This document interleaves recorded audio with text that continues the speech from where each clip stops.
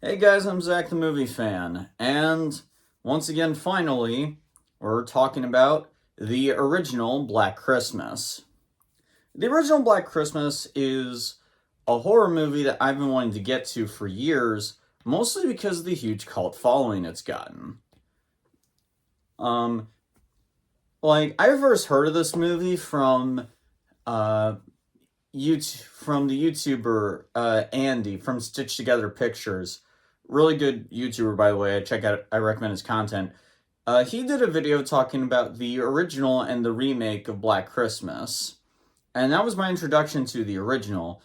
But over the years, it's been gaining more and more of a following. And some are even considering it one of the best slasher films ever made.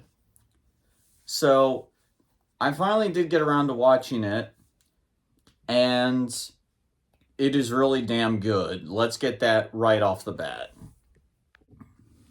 The original Black Christmas came out back in 1974, and it was directed by Bob Clark, the same man who, ironically, also directed A Christmas Story.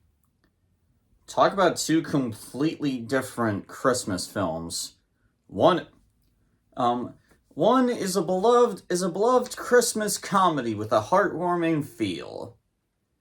And the other is a dark, disturbing horror film. I mean, it's kind of funny how everyone was shocked when Jordan Peele started making horror films despite being a comedian, when apparently that was never really that strange a thing before. I guess it was just never really well noticed before. But yeah, the premise of the original Black Christmas is extremely simple. A bunch of sorority sisters are about to pack up to go see their relatives over the holidays. However, little do they know that a mysterious killer sneaks into the house and kills one of the women, hiding her body in the attic. But because nobody knows that the woman is dead, they just assume that she's missing. And the entire film is the killer remaining inside the house, picking off people one by one. And that's pretty much the premise in a nutshell. The premise is incredibly simple, but what it does with its simplicity is what makes it so legendary. But yeah, probably the one thing that makes the original Black Christmas stand out is really its tone. A lot of Christmas horror films, at least ones I can think of right off the bat, mostly go for more of a dark comedy slash horror vibe. Examples like say the movie Jack Frost or Santa's Sleigh, or even just today I was talking about the movie Krampus. But this movie does not have a comedic tone. It is a very dark, disturbing film that also does touch upon some very uncomfortable stuff.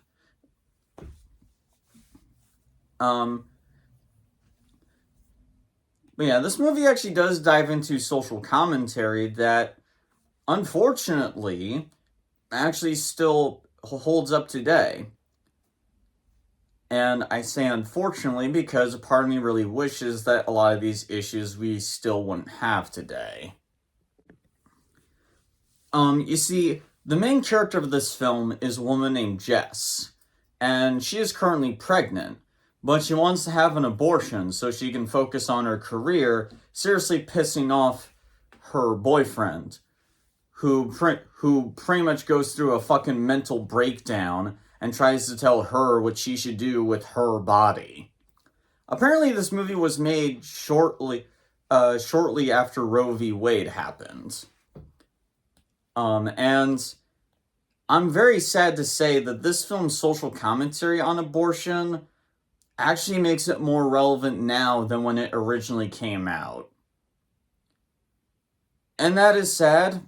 Can I just say that is really sad that we've gotten so bad as a society that a film from 1974 discussing what was major issues back then has become even worse by today. Just please let that sink in. It's depressing.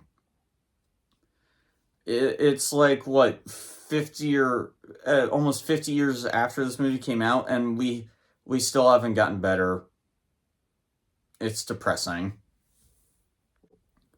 The best thing, though, about the film's social commentary is that it's not jammed down your throat. It is subtle, and it is well done. This is a horror film, so when the movie isn't focusing on that, which isn't a lot, they focus on suspense, tension, atmosphere, along with building great characters. The characters in the film are incredibly likable. The main character, Jess, is incredibly likable, and Margot Kidder's character, even she is incredibly likable and relatable. There's a really good scene where she actually blames herself for the girl disappearing, because she was kind of a bitch to her. It adds that layer of humanity that really does make you like her.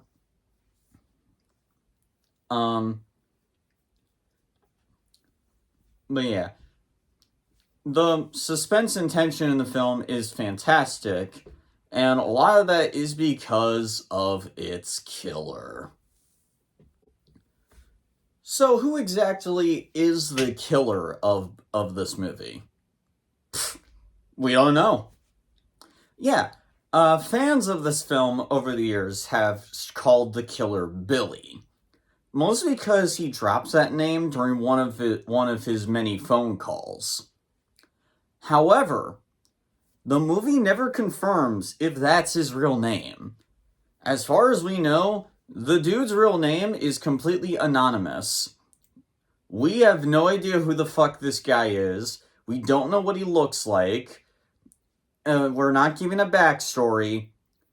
We are given nothing about who the fuck this guy is. And it is terrifying. Like, the killer in this movie doesn't even come off like a slasher villain. He comes off more like an actual serial killer. And it is bone-chilling as hell. The phone calls that this creepy bastard has is some of the most unsettling phone calls you will ever hear in any horror film. It literally sounds like you're on the phone with a fucking crazy guy. Like, seriously, nothing that he says during the phone calls makes any goddamn sense. He keeps swapping between different voices.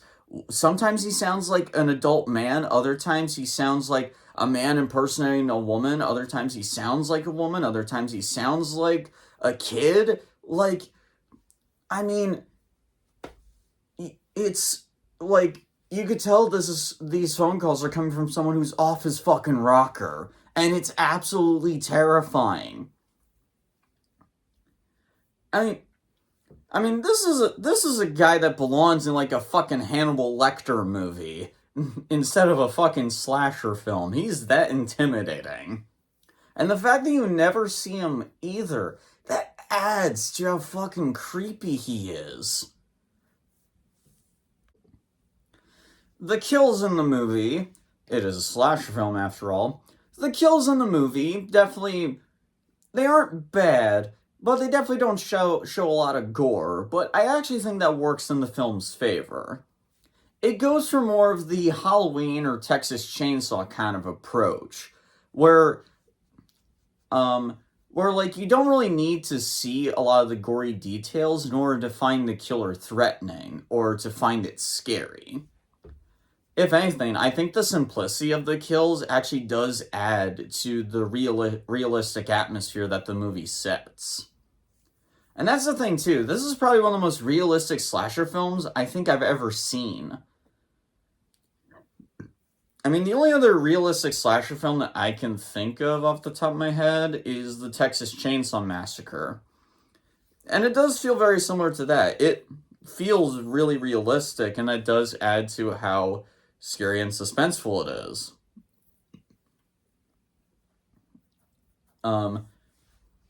The biggest reason though why this film hasn't gotten a lot of recognition is because people have now considered it one of the films that inspired the slasher genre. Usually John Carpenter's Halloween gets a lot of that praise, but Black Christmas came out, I would say 4 years before Halloween came out, and John Carpenter himself even said that one of it that when it came to some of the cinematography in Halloween, it did take inspiration from Black Christmas. Like in particular, both Black Christmas and Halloween use a point of view shot for the killer. The big difference, however, is that Halloween only does that for like the first shot, where the like opening of Halloween. Whereas in Black Christmas, whenever the killer is moving around, it's always from his perspective. Apparently, from what I hear, the way they pulled the effect off is that they have the camera guy basically strap a camera to his shoulder or something via a harness, I think. I could be wrong. Feel free to correct me in the comments. But yeah, even the ending of the film is incredibly chilling. Like, towards the end of the film, Jess starts to believe that her boyfriend is the killer, which makes sense considering the fact that he has been aggressive, and well, we then see him break into the house via the basement. Jess ends up killing her boyfriend, and the police basically leave Jess inside the house so she can rest. But however, as everyone gets out of the house, we see that someone is still in the attic. The movie fades out from the house as the phone rings, and then it rolls credits. Like, it's an incredibly chilling ending. Yeah, that's actually other things that the original Black Christmas inspired. The killer leaving creepy phone calls came from this movie. The infamous "the calls are coming from inside the house" trick also came from Black Christmas. But yeah, I mean, I really don't know what else to say about the original Black Christmas that everyone else hasn't already said. It's a masterpiece of a slasher film, and it's definitely become one of my new all-time favorites. The movie has gained more of a following over the years, and it definitely deserves it. The original Black Christmas gets an A+. It is an absolutely stellar slasher film from beginning to end. If you haven't seen it, do yourselves a favor. You won't regret it. So, the original Black Christmas, have you guys seen it? What do you guys think of it? Let me know down in the comments below. If you like what you see here, comment, hit that like button, and hit the notification button so you never miss a video. That's all I got for tonight. See you guys later.